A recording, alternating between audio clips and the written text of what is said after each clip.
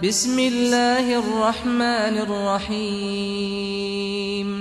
والنازعات غرقا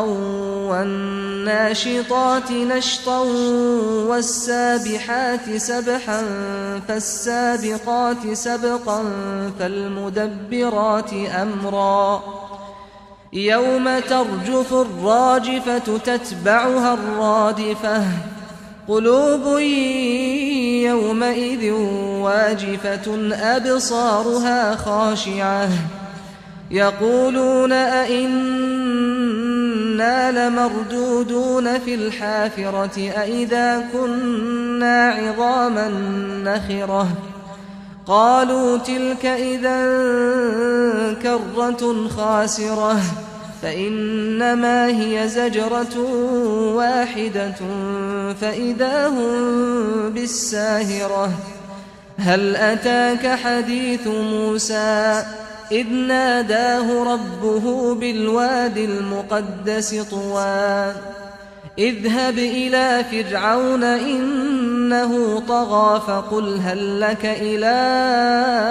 أن تزكى وأهديك إلى ربك فتخشى فأراه الآية الكبرى فكذب وعصى ثم أدبر يسعى فحشر فنادى فقال أنا ربكم الأعلى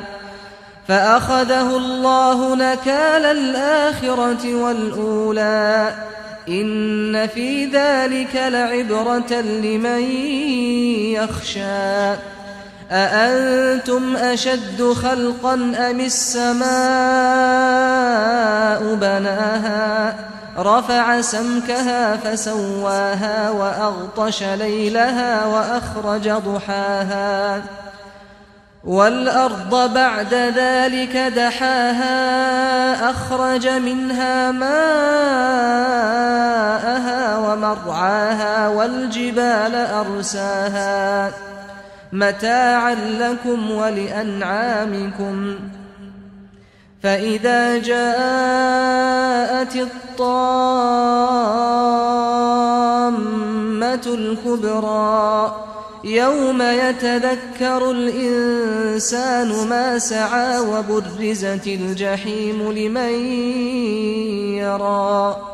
فأما من